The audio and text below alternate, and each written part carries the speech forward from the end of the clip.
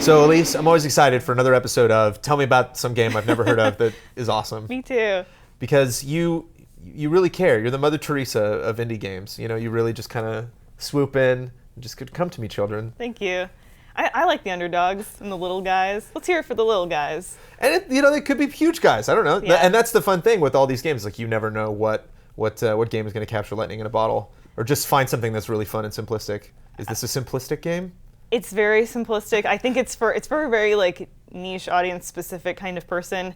I don't want to say walking simulator, but it kind of does. A walking simulator or a walk-in simulator? Walking. Okay. it kind of is just an exploration type game where you are in a place and you're discovering the story and the events that happen there.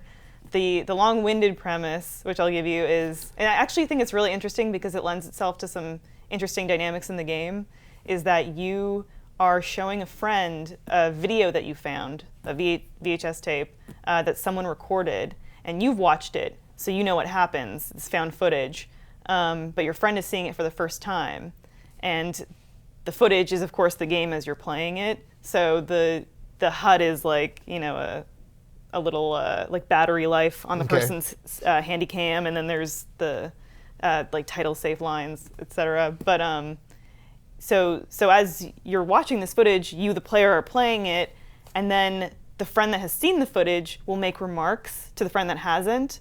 So say that you're entering a building, and you go and you explore it all, and then you leave. The friend that has seen it might make a comment like, oh, he'll go back into this building because there's something that he forgot in there that's essential that he didn't get. So I thought that was, the first time they did that in the game, I thought it was the coolest way to integrate that like story.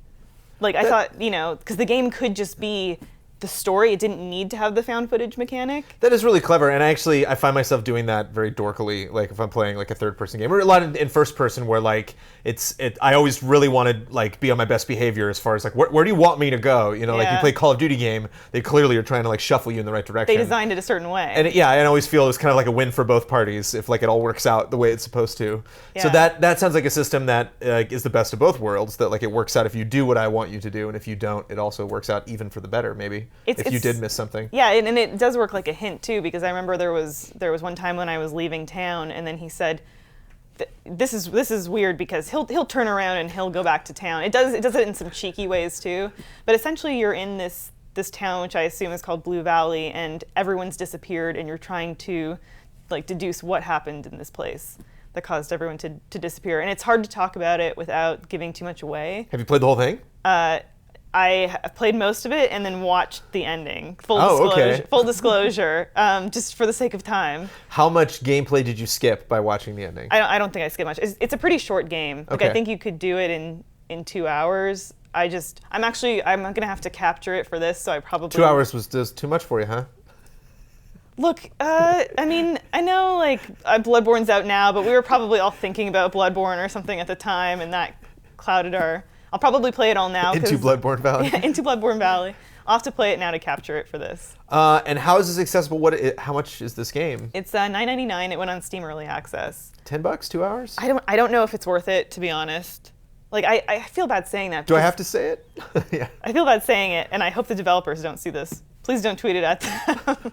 But I think it is a charming game, and it does a lot of interesting things. That's why we make videos here. For neither the fans of the game nor the people who made the game to watch them. Yeah, we all just watch these videos later. That's the only reason we make these. I think it's worth checking out if you feel good spending $10 about it. But you may want to watch the video on YouTube.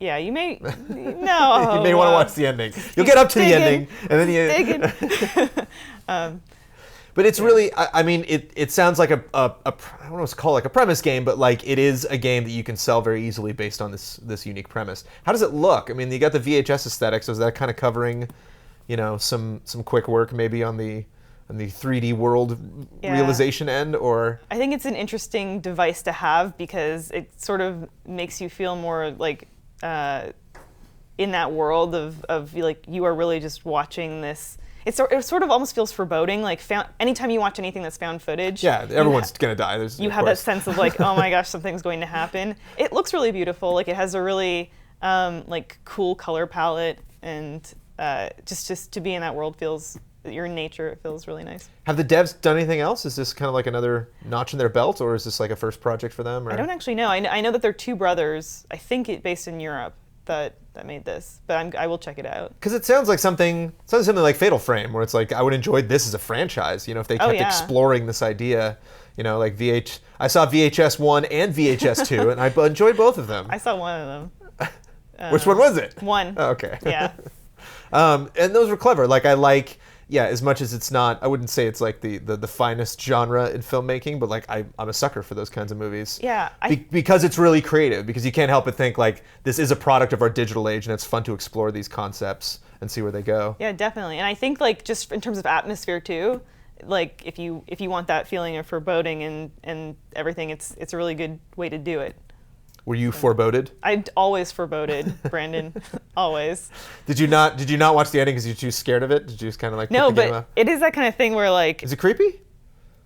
The absence of everyone is creepy, and then you're in this weird town, and then you keep finding knickknacks. You find like weird children's toys and diary entries and stuff, and it does have like a creepy atmosphere. But I'm assuming that when I do play the ending, I'll find out that maybe it was. I wonder if it'll be like a Gone Home kind of thing. We'll see. Because like into Chartreuse Valley, like into Hot Pink Valley, like wouldn't necessarily. No, into Blue Valley, impact. I get it. You know, Yeah. it kind of like sets a tone. Is blue like a color? Do they just like put a filter on everything that's blue? It does have that kind of like filtery effect. No. But I don't know if it's supposed to be like Blue Valley, like there's a sadness here too. There's a double meaning there. I will find out. Are we going like into Blue Valley or like into Blue Valley? This valley? Okay, that kind of valley. Yeah. And it's out now. It's not early access or anything. You just go get it. It is early access, but it came on early access December. Okay. So I think it should be playable for everyone. And yeah, I'm gonna have to play the ending now. So I'll post in the comments and let you guys know. But I don't want to spoil anything either. So play it yourselves. You've already said too much. I have said too much. Thanks, Elise. Thanks.